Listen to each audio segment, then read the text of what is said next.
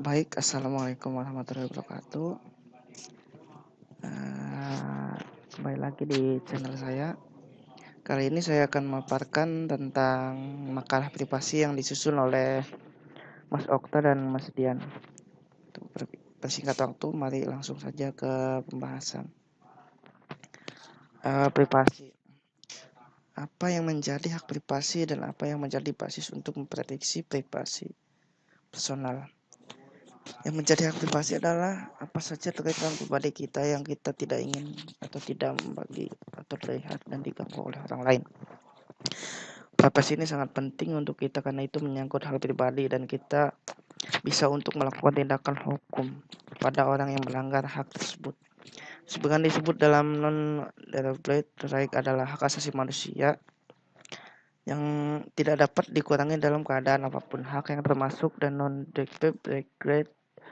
non-derogable right ini diatur dalam pasal 281 ayat 1 di Undang-Undang Dasar 1945. Beberapa hukum yang menyediakan proteksi privasi terkait data personal. Secara konstitusional, negara melindungi privasi dan data dan penduduk masyarakat. Setiap orang berhak atas perlindungan diri pribadi, keluarga, kehormatan, martabat, dan harta benda yang dibawa kekuasaannya, serta berhak atas rasa aman dan perlindungan dari ancaman, ketakutan untuk berbuat atau tidak berbuat sesuatu merupakan hak asasi.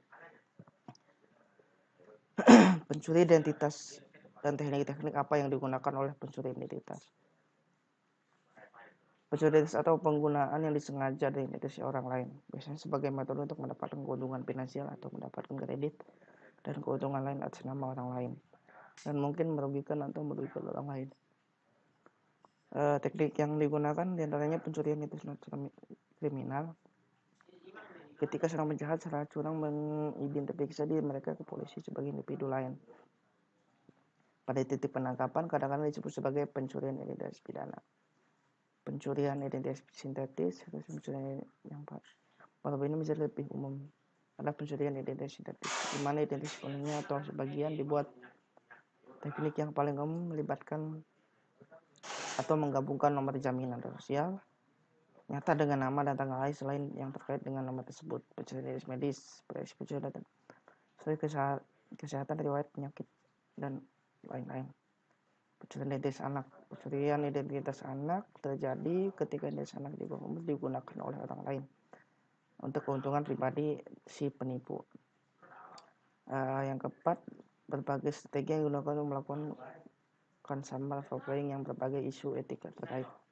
Yang harus dilakukan perusahaan dalam melakukan consumer profiling adalah menjaga kerahasiaan data pribadi konsumer, tidak atau menyebarluaskan dengan membagi profil terkait customer.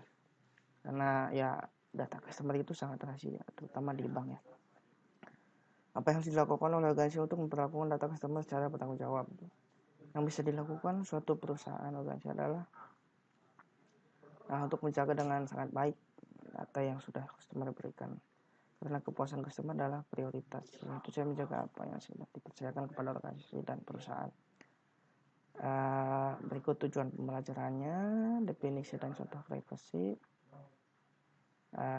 dan penyakuan privasi diantaranya penyadapan, blackmail atau istilah yang merujuk pada kasus pelanggaran privasi yang terkait dengan pemerasan atau teror.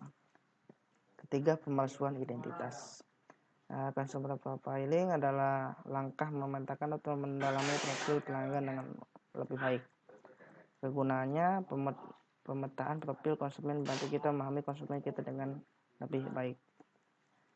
Hukum privasi di Indonesia ya banyak, di Undang-Undang ITE juga ada, Undang-Undang Keterbukaan Informasi ada, hukum privasi di Indonesia juga ada.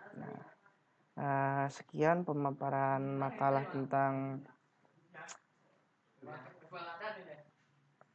privasi yang disusun oleh Mas Okta dan Mas Dian. Kurang lebihnya mohon maaf.